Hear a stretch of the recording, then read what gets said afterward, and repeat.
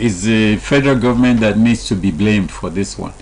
Okay, now you are in support that people should go on strike for 8 months.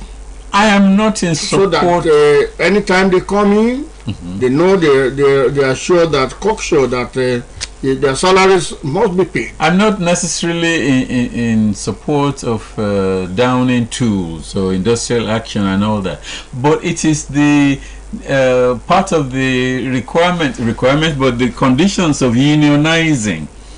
That if the employer fails to reach an agreement with the union, then the union has the statutory right to go on strike or to declare an industrial action.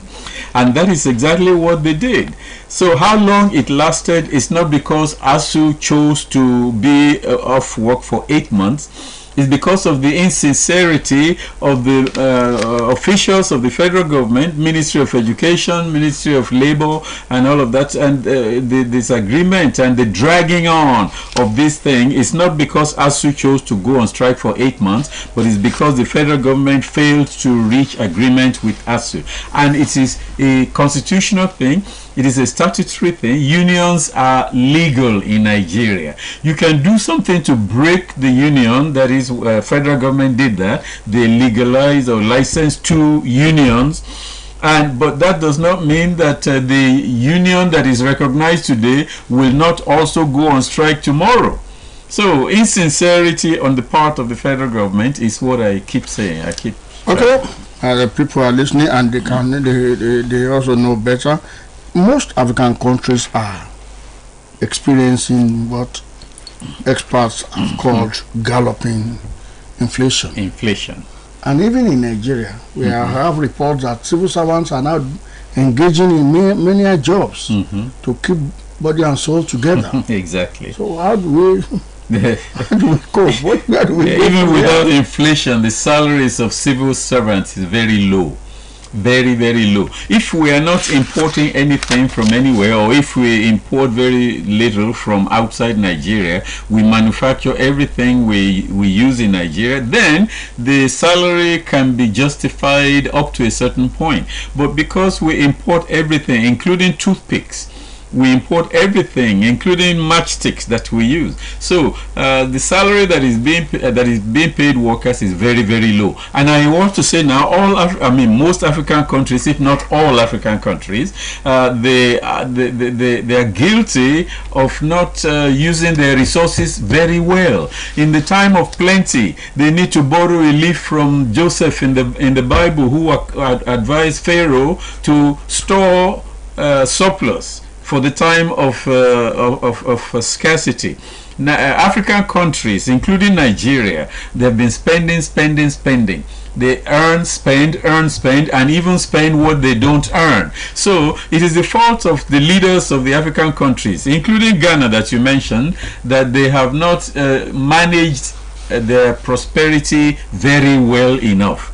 They have not managed their prosperity. Living from hand to mouth. Hand to mouth, exactly. From paycheck to paycheck, like workers would say. Okay, what was the solution in Nigeria? The president said, "Oh, you have to go back to land if you know you are hungry." Well, we thank him for telling us to go back to land. But they employed people to come and work in the offices. The time they could be on the farm farming, they are in the office sweating it out. So you cannot blame workers. You can tell them to go back to land. But how much are the farm resources, or the resources from the farm, how much are they being sold on the market? They're buying them from the market, from the farmers, very, very low. When the middleman buy from the farm, they bring it to the market, then they inflate the price. So somebody is making money, but it's not the farmer. So you can't just tell me to go back to the farm. I have a 10-acre farm where I grew cassava. I harvested cassava, truckloads, big truckloads of them, and know where to sell them. The people that promised to buy them, industry and all that, I had a hard time selling cassava that year. So what will that encourage me to go back and plant more cassava? Because the government is not fulfilling its promise. They said they will buy the industries in Lagos and all that, and I made contact with them. They asked me to send samples. I sent my samples. They verified it and certified that they were good. But that was all I ever heard from them. So will that encourage me to go back to the farm and plant more cassava? No. And there are many, many young people. You spoke about importation of nearly everything. Everything. Now, is it a question of our taste or government policies that is defective? Government policy is killing. Policies that are defective. Well, let me not just say policies, but protocol. Government protocol is destroying productivity, is destroying everything. Government protocol. You remember Okorocha, when he was governor of Imo State, he said, I do not practice protocol. He said protocol destroys creativity. So government protocol, the way we've always done it, we don't do it this way. We've not always been doing it this way. All of that is creating productivity, and Nigerian government inclusive, we are not being led properly by our leaders, and our leaders have become our rulers. They are not listening to the people. When the people speak, the government should take note of that and look at their own practice. Is what people saying, is what the people are saying correct or not? So that is what is killing us. And Nigeria, let me use this adage that I use in the United States, and it says, when your outflow exceeds your income, your upkeep will be your downfall. When your outflow that's daily outgoings, daily spending. Exactly. When it exceeds your income, then your upkeep will be your downfall. What you need to keep up. So that is what Nigeria needs to think about. When prosperity in oil or oil money, they say there's no oil and all of that, but we're still making billions in oil money. But what is the Nigerian government doing with it? And not just the federal government, but you have to also ask the state governors.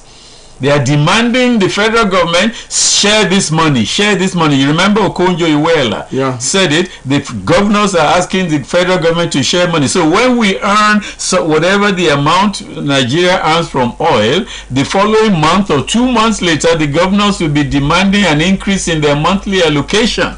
So that is why the federal government is not having surplus. External reserve has been going down rather than go up. We're selling oil. The price of oil is higher on the world market. We're earning money from crude oil, but we are not spending that money because we are importing refined petroleum. So all of these, there's a lot of things. Well, because all these issues are very related, but on the court of the people, the people's court will be able to judge better. In Nigeria today, you spoke about crude oil. A significant percentage of our daily production is stolen. And we have the army, we have the navy, we have the air force, we have military police, we have civilian police. You remember that? We have Amatekun today. Exactly. Everybody will just fold his arm, and this is it the case of official theft of crude oil in court. Or where have we gone really? Have we really gone wrong? Do you remember about 2 months now, where they discovered pipeline that's tapped into the main crude pipeline, and it led all the way to the sea. 42.1 kilometers of illegal pipeline connected to the major government pipeline, and they were siphoning crude oil from there to waiting ship at sea. How can a whole barge that contains 500,000 or 1 million barrels of oil, how could that dock, load, and depart and sail through without the knowledge of the Navy or government agencies? It is impossible. And Tom Polo, who is now given the contract, says that some of the people behind this illegal tapping of crude oil, this stealing of crude oil, he said they are members of the armed forces, Navy, Army. they are members of the National Assembly, some of them, not all, but some of them. So he said government is behind the stealing of crude oil in Nigeria. So is even in a way is accusing the government of certain officials in government. Yes. Circles of impoverished, Exactly. adding to the poverty for Nigerians. Exactly. Well, Omona Laron Panabi, is that a Laron is okay, that's a Yoruba. Oh, I'm learning. So now they gave Tompolo the contract because he was there as one of the rebels in Niger Delta. So he will know. Now help to address it. Exactly, because he knew who those people were. And he knew where the pipeline. If we settle Tompolo with 42 million now billion and somebody tomorrow rise up again and say, I am Babs. We'll be looking for him to bribe. Of course, this is Nigeria. This is the Nigerian factor. You can hardly get anything legally and you're right to it without somebody telling you that you have to grease their palm. This is Nigeria, and we need to have a moral reformation in Nigeria so that each one of us will have a commitment to say, this is my country and I want to work for the survival of Nigeria. Until we have that moral reformation, things will keep on going the way they've been going. We pray to God that God will help us find solution.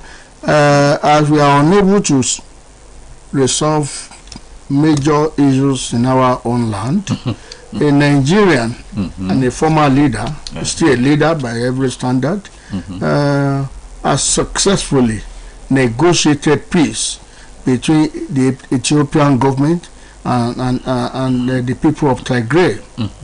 That's Chief Olusegun Obasanjo. Yes. The Bible says, blessed are the peacemakers, for they shall be called the children of God. Children of God. Now, do you thumb up for him on this matter?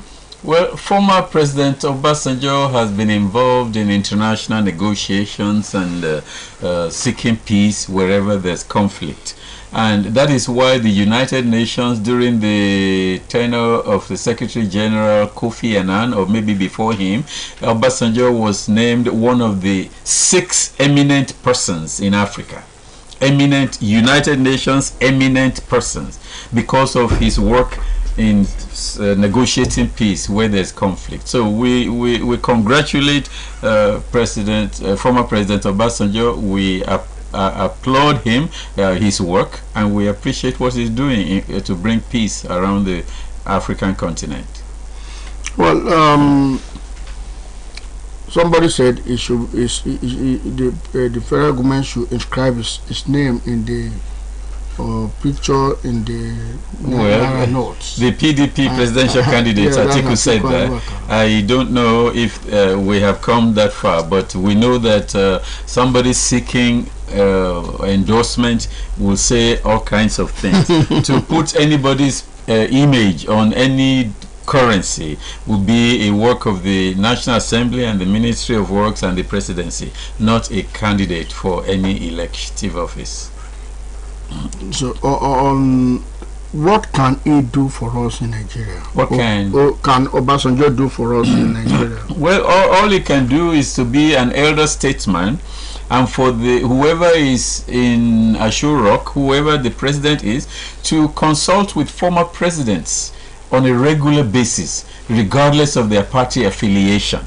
Let me say, in the United States, the president, mostly Democrats, but they have always consulted with former presidents. When Obama was president, he consulted with George Bush, who is Republican, consulted with all the other living presidents, including Jimmy Carter, who is a Democrat. But the Nigerian system is, once you kick someone out of office or their time runs out, then you consider them pariah. You don't even consider the opinion of any value anymore. But whoever is president of Nigeria, whoever the leaders of Nigeria, they need to be consulting with former presidents, including Abdulsalami Abubakar, who is doing a peace work.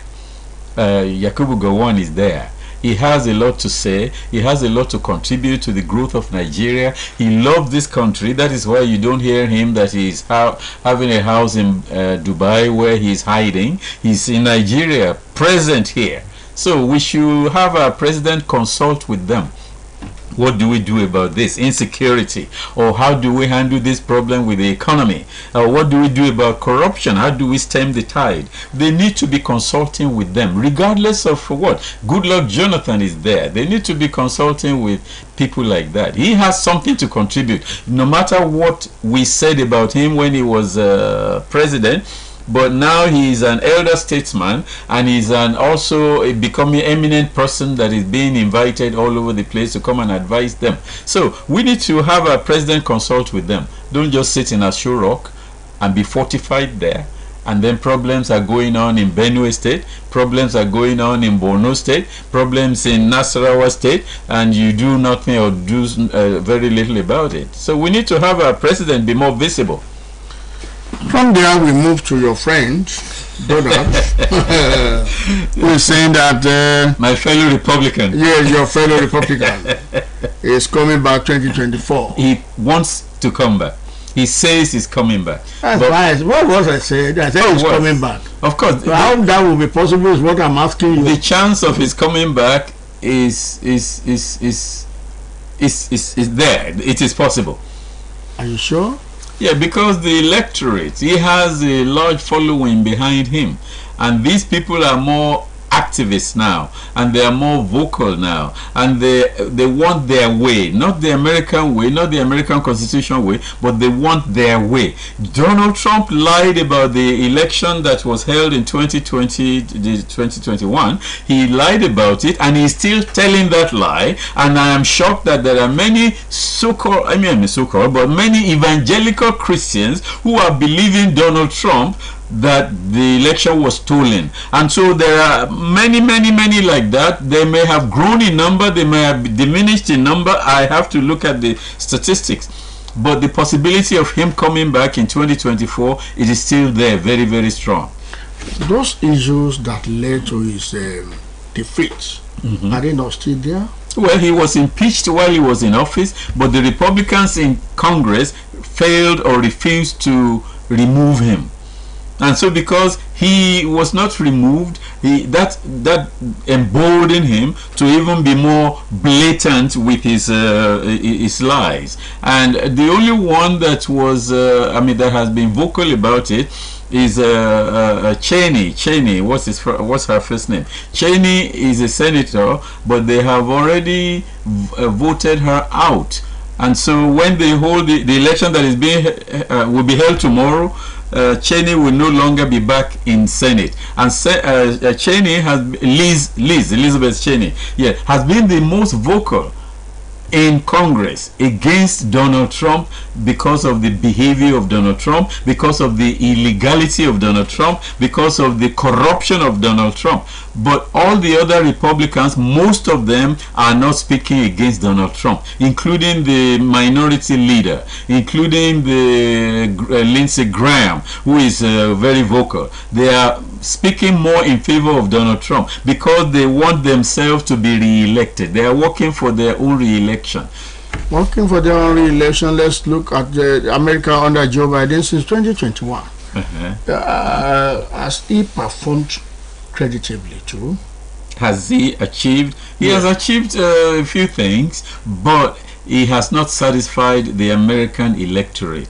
And the reason why he has not satisfied the electorate is because the majority of them are speaking in favor of Donald Trump. And also because if you it's only the Republicans who have been giving stimulus checks.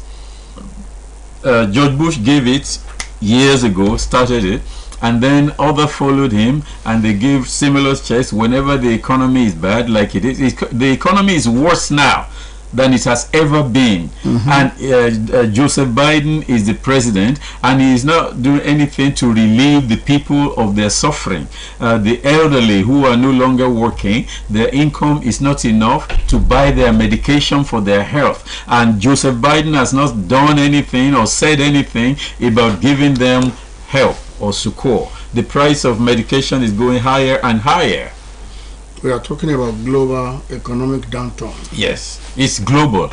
Yes, it's global, but each country will do something to relieve the people, to relieve their own people of this economic downturn. It's all over the place. Let me take these questions and we take our exit after.